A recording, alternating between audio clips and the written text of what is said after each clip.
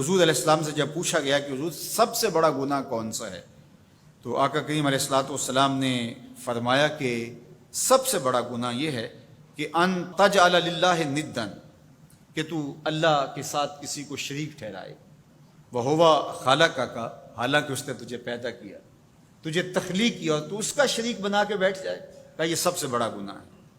تو راوی نے عرض کی کل تو ثم ایو، حضور پھر اس کے بعد؟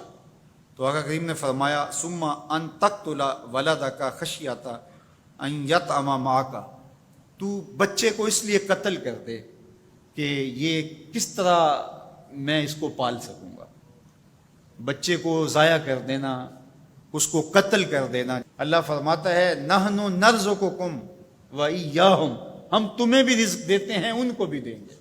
تیسری بات حضور نے فرمایا ان تزانی بحلیلۃ جارک، آپ ہمسائے کی بیوی کے ساتھ بدکاری کریں، تو یہ بڑے گناہوں میں سے۔ ہمسایہ ماں جائے کی طرح ہوتا ہے، اس کی دیوار سانجھی ہوتی ہے، اس کی عزت سانجھی ہوتی ہے، اور اگر کوئی شخص طاق میں رہے اور ہمسایوں کے گھر گھس کے ان کی آبرو ریزی کر دے، تو یہ تین بڑے گناہ جو ہیں ان میں سے ایک بڑا گناہ اللہ کے محبوب علیہ السلام نے ارشاد فرمایا۔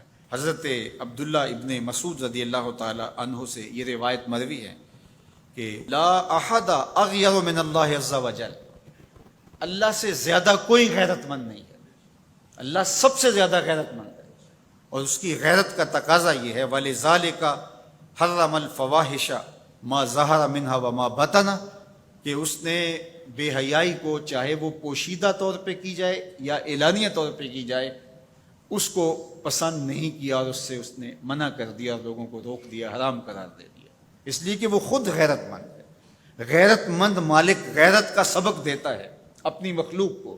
اللہ تعالیٰ قرآن مجید میں ارشاد فرمایا وَلَا تَقْرَبُوا الْفَوَاحِشَ مَا ظَهَرَ مِنْهَا وَمَا بَطَنَ، فحش کام کے قریب نہ جانا، وہ اعلانیہ طور پہ کرو یا وہ مخفی طور پہ کرو۔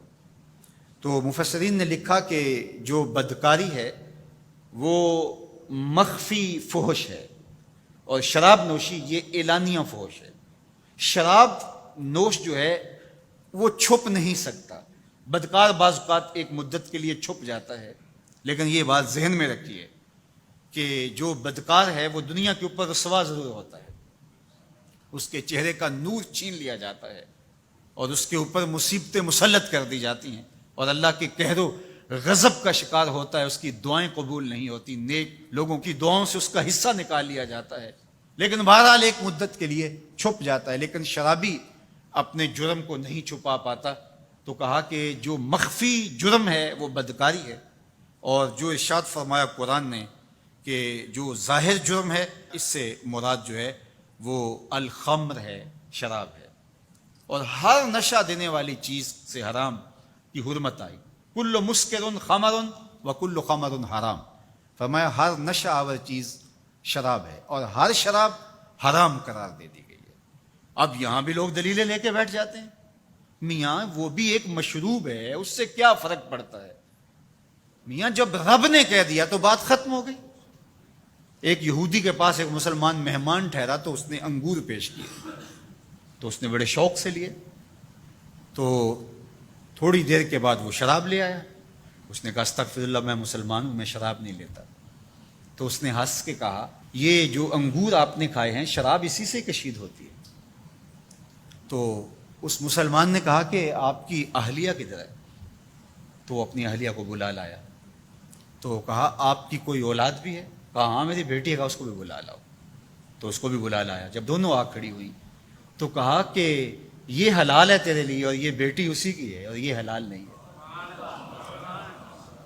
تو جب اس یہودی نے یہ بات سنی فقال اشہد ان لا الہ الا اللہ وحدہ لا شریک لہ واشہد ان محمدا عبدہ ورسولہ۔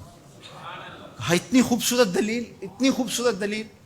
کہا انگور سے شراب نکلی ہے تو شراب حرام کیوں، انگور حلال کیوں؟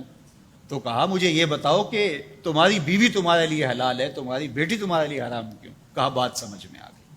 تو میرے رب نے بعض کا تو اس کی حکمتیں ہمارے علم میں نہیں ہوتی، اور حکمت نہ جاننے کی وجہ سے ہم کہتے ہیں کہ یار یہ بات سمجھ میں نہیں آتی۔ یہی تو ہمیں بتایا گیا کہ جو سمجھ میں آئے اس کو بھی ماننا ہے، جو نہیں سمجھ میں آئے اس کو بھی ماننا ہے۔ ہم جنت کو مانتے ہیں نا، دیکھا ہے، یا رب کو مانتے ہیں، دیکھا ہے، وہ سمجھ میں آتا ہے، تو دل میں تو آتا ہے، سمجھ میں نہیں آتا۔ میں جان گیا بس تیری پہچان یہی ہے۔ ہم تو سب سے بڑی حقیقت کو بغیر دیکھے مانتے ہیں، بغیر سمجھے مانتے ہیں۔ ادراک فہم کی حدود سے ورا ہے، عقل و خرد کے دائروں سے ورا ہے، لیکن اس حقیقت کو ہم مانتے ہیں تو اس کے کہے ہوئے کو کیوں نہیں مانیں گے؟